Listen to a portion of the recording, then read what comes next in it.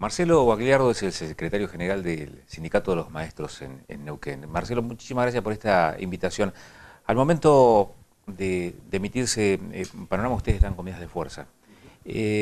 ¿Nos podés explicar cuáles son las motivaciones de esta acción? Digo, teniendo en cuenta que hace muy poquito terminan de suscribir un acta acuerdo y de arreglar salarios para el año con el gobierno de la provincia de Neuquén. ¿Cuáles son las motivaciones que llevan a estas acciones hoy?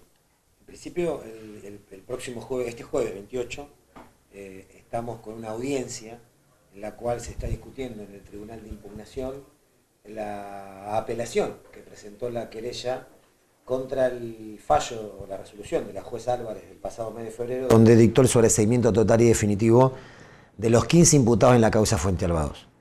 O sea, ante esta situación donde esta causa tiene de ratificarse esta decisión, estaría en una etapa crítica, porque ya lo único que quedaría en Neuquén sería una apelación ante el Tribunal Superior de Justicia, que hemos resuelto en nuestras asambleas y en el plenario un paro con movilización y concentración frente a los tribunales, de manera de garantizar la mayor participación de compañeros y compañeras en esta instancia tan importante de la causa. No solamente vamos a estar trabajadores y trabajadoras de educación de Neuquén, van a venir compañeros de Río Negro, de Buenos Aires, de Capital Federal, de La Pampa, va a estar presente la Junta Ejecutiva también de CETERA, por la importancia que tiene esto para todos los que pertenecemos a CETERA, teniendo en cuenta que el último 4 de abril hubo un paro nacional que tuvo como uno de los ejes fundamentales el pedido de justicia completa en esta causa. Esto en relación al paro del día jueves. Y el día 29 hay una jornada nacional de protesta inédita en los últimos años, en la que se nuclean las 5 centrales de obreras de la Argentina, con 2 puntos que nosotros creemos que son importantísimos. Bueno, el primero de ellos, rechazar y exigir que salga alguna ley que impida esta ola de despidos que está afectando muy gravemente a la clase trabajadora. Hay más de 120.000 despidos, de los cuales 2/3 de ellos están en el Estado, más una ola de despidos importantísima en el sector privado.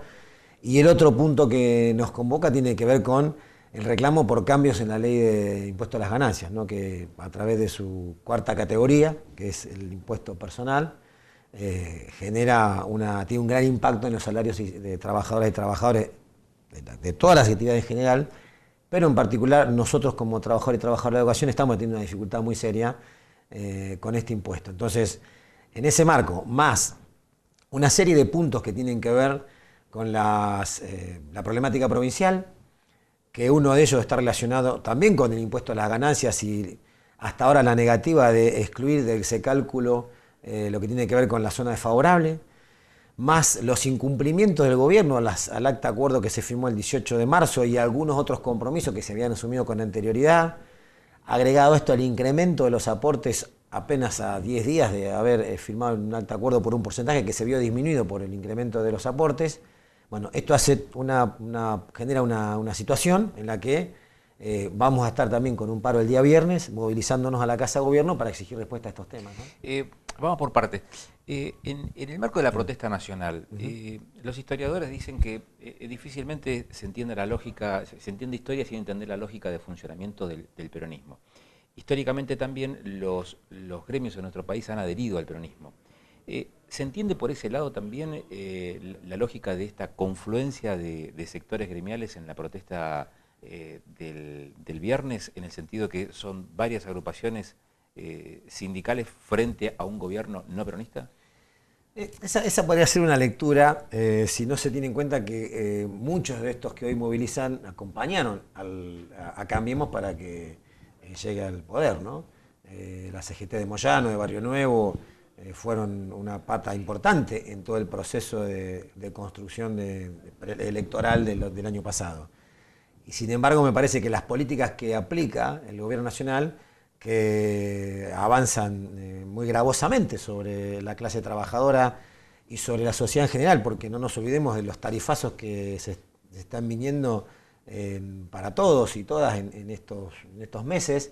Y esto obviamente afecta al poder adquisitivo, afecta a las negociaciones paritarias, afecta cuando hay despedidos en el sector público, en el sector privado, como se están viendo en los últimos meses, y me parece que hay una realidad que sobrepasa a las conducciones sindicales. Por eso que los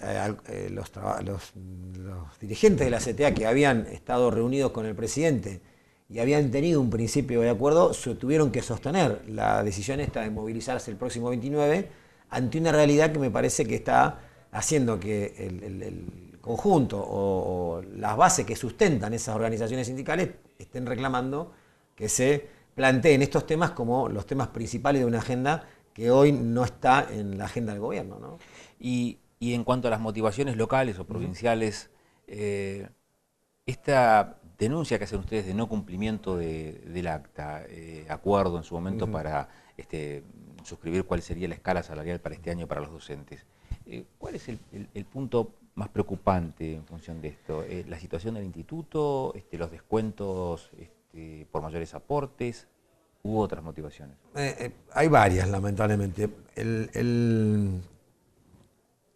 El decreto que firma Gutiérrez a 10 días de acordar un incremento salarial, nosotros lo tomamos como una práctica desleal, ¿no? Digamos, una falta a lo que tiene que ver ser la buena fe con la que se negocia, habiendo acordado un porcentaje que luego es modificado o subvertido por una decisión unilateral y arbitraria y intempestiva del gobierno provincial, ¿no?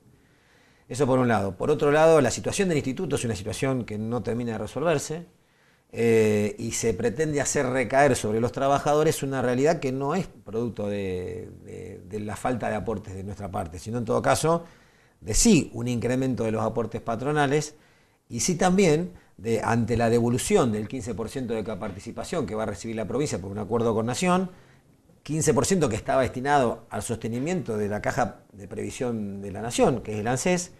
Hoy, al devolverse esos fondos deben ir a sostenimiento de la Caja Previsional Provincial. Entonces, eso, más lo que tiene que aportar la provincia, no haría necesaria esta afectación de los salarios que decidió de esta manera el gobernador de la provincia. Eso por un lado. Por otro lado, los incumplimientos son claros. Nosotros teníamos acordado que al 31 de marzo se trataban dos temas para nosotros importantes, que eran partidas de comedor y movilidad para aquellos compañeros que se trasladan.